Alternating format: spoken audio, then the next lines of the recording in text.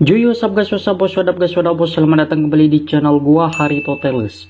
Hari ini kita bakal masuk dalam bahasan spin-off video, benarkah ukuran tubuh manusia menyusut sampai sekarang di menit ke-9 detik ke-8. Di situ gua sampaikan kalau pembahasan tentang perkiraan tinggi badan bakal gua bahas di lain video.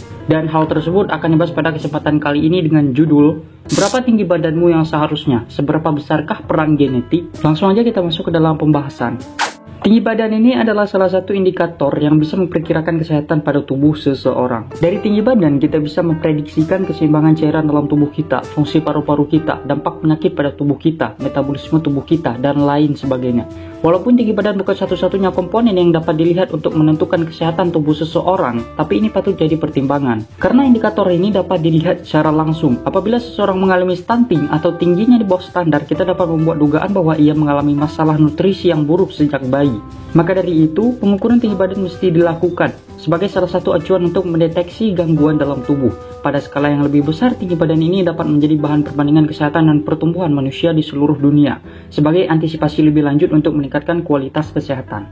Nah, cara menentukan seseorang itu sehat, apakah terdapat gangguan dalam tubuhnya dari tinggi badan ialah dengan data pertumbuhan rata-rata baik secara nasional maupun global sebagai acuan. Tapi sekali lagi, ini bukan satu-satunya bro. Secara garis besar, faktor penentu tinggi badan itu terbagi menjadi dua. Apa-apa aja? Faktor internal, heritabilitas kamu, gen yang diturunkan oleh orang tuamu, dan faktor ini nggak bisa diubah, dimodifikasi atau semacamnya. Satu lagi faktor lingkungan. Kamu ingat materi di kelas 12 SMA dulu pada bab genetika.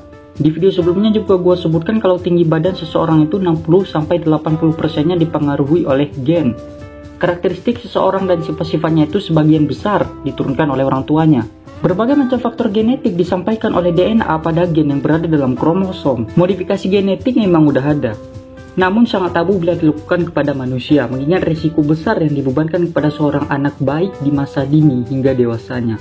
Lagi pula sampai saat ini, uji coba rekayasa genetik pada manusia masih terhitung jari. Kalau gua salah tolong dikoreksi. Dan hal ini ilegal, melanggar kode etik ilmiah yang berisiko kompleks. Nah, karena sebagian besar ukuran tinggi tubuh itu diturunkan oleh orang tua, kita bisa membuat prediksi terhadap tinggi seorang anak hingga masa akhir pertumbuhannya. Simpelnya, perkiraan dari gabungan tinggi tubuh orang tua yang diturunkan kepada sang anak. Gunanya buat apa? Salah satunya melihat kondisi seseorang stunting atau bukan. Perkiraan ini disebut tinggi potensi genetik, menggunakan rumus yang telah disepakati oleh IDAI, Ikatan Dokter Anak Indonesia. Untuk laki-laki, tinggi badan ibu dalam cm ditambah 13 cm, kemudian ditambah tinggi badan ayah dalam cm dibagi 2. Nah, kemudian kurang lebih 8,5 cm ditambah atau dikurangi 8,5 cm. Maksudnya gimana bro? Ini adalah rentang tinggi potensi. Contohnya gini, ayah Andi tingginya 180 cm dan ibunya 175 cm. Berdasarkan rumus potensi genetik,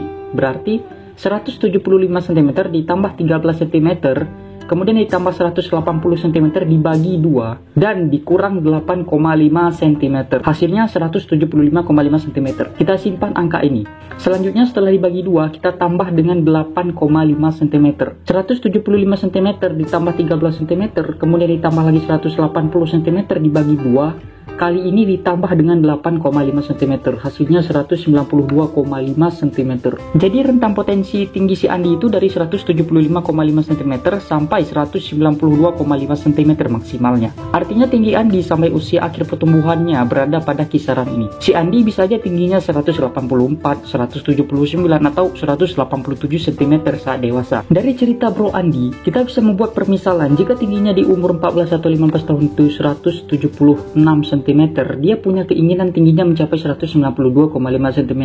Apakah bisa? Bisa, karena dia punya potensi yang diturunkan oleh orang tuanya. Tapi kita juga harus melihat kecepatan pertumbuhan per usia, dan ini bakal gue tunjukin di kurva nanti. Gimana dengan perempuan? Rumusnya sedikit berbeda. Contohnya Andi nih, adiknya Andi. Tinggi potensinya ialah tinggi badan ayah dalam cm dikurang 13 cm, kemudian ditambah tinggi badan ibu dalam cm dibagi 2, kemudian lebih kurang 8,5 cm. Hasilnya, Andi ini punya potensi untuk memiliki tinggi badan sebesar 162,5 cm sampai 179,5 cm. Rumus tinggi potensi genetik ini memperkirakan tinggi badan yang disumbangkan oleh orang tua kepada kita. Tingkat heritabilitas yang disumbangkan pun bervariasi antar etnis, dan ini udah gue sampaikan di video yang gue singgung tadi pada menit ke-7 detik 30. Supaya mudah, sebut aja episode 1. Persentase sumbangan potensi genetik terhadap orang-orang Cina itu sebesar 65%, sedangkan 35%-nya dipengaruhi faktor lingkungan, sama dengan orang-orang Afrika Barat. Genetik mempengaruhi orang-orang Eropa sebesar 80% dan 20%-nya dipengaruhi lingkungan. Kalau kamu mau tahu sumber ini dari mana, kalian bisa lihat di episode pertama, gue sebutkan dengan lengkap. Berdasarkan penelitian Dr. Du Bois dari Universitas Ottawa di Kanada bersama rekan-rekannya dari sejumlah universitas internasional, hasil studi ini menunjukkan bahwa pada saat seorang bayi lahir, genetik tidak berperan begitu banyak, sekitar 6,4-8,7% untuk pria dan 4,8-7,9% untuk wanita. Selebihnya, tinggi bayi sangat dipengaruhi oleh kualitas lingkungan dengan indikator utamanya gizi yang diberikan oleh orang tuanya. Dari usia kelahiran sampai masa prasekolah atau sekitar 3 tahun, pertumbuhan sangat cepat terjadi. Berdasarkan kurva pertumbuhan terhadap usia oleh CDC, Center for Disease Control and Prevention, Badan Departemen Kesehatan dan Layanan Masyarakat Amerika Serikat. Pada awal kelahiran, bayi laki-laki itu tumbuh sekitar 25-36% di tahun pertama, 11-24 cm di tahun kedua, 9-22 cm di tahun ketiga. Pada bayi perempuan, mereka tumbuh sekitar 24-33 cm di tahun pertama, 11-23 cm di tahun kedua, dan 8-21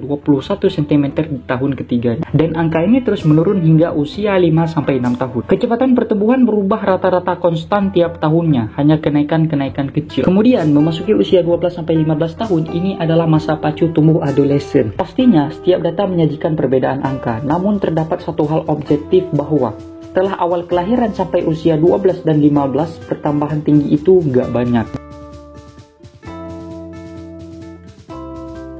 Bro, dulu gue punya temen lebih pendek dari gue. Kenapa tiba-tiba dia lebih tinggi dari gue? Yang gue bilang tadi, memasuki umur 12-15 itu pertumbuhan melesat dengan cepat. Growth hormon pada masa ini sedang panas-panasnya. Berdasarkan data penelitian oleh Dr. Dil Islam Mansur dari Kathmandu University School of Medical Science di Nepal bersama rekan-rekannya, pada usia 13 tahun, rata-rata anak tumbuh 12 cm per tahunnya. Link bakal gue sediain di kolom komentar video ini, silahkan koreksi gue jika ada kekeliruan data atau cara membaca kurvanya salah. Setelah melewati masa ini, pertumbuhan akan melambat dan faktor genetik mulai mengambil peran besar sebagai komponen tinggi tubuh, yang dari masa bayi cuma 5% menjadi 60-80%. Pengaruhnya seiring waktu. Seorang anak yang tinggi di masa dewasanya, kemungkinan besar karena optimalisasi faktor lingkungan dari bayi sampai masa prasekolah, mengingat ukuran tubuh pada usia tersebut didominasi oleh gizi. Dan yang lebih bagus lagi, untuk opsi ini dilakukan dari masa ibu sebelum hamil. Apakah seorang anak yang sudah melewati masa ini akan tumbuh sesuai turunan ciri fisik orang tuanya? Belum tentu. Indikator lingkungan masih berperan sampai masa akhir remaja. Bahkan pada beberapa orang pertumbuhannya berakhir hingga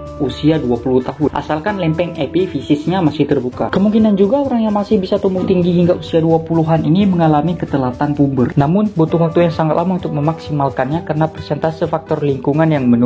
Oke, jangan kebanyakan muter-muter lagi. Di sini kita masuk kepada kesimpulan bahwa tinggi badan itu sangat dipengaruhi oleh faktor genetik, dan untuk memaksimalkannya atau bahkan melebihinya, optimalisasi faktor lingkungan adalah jawabannya. Bagi kamu yang masih remaja, kalian bisa berolahraga dengan rutin, menjaga nutrisi dan waktu tidur untuk meningkatkan kualitas somatotropin atau growth hormone kalian kalau memang mau tinggi.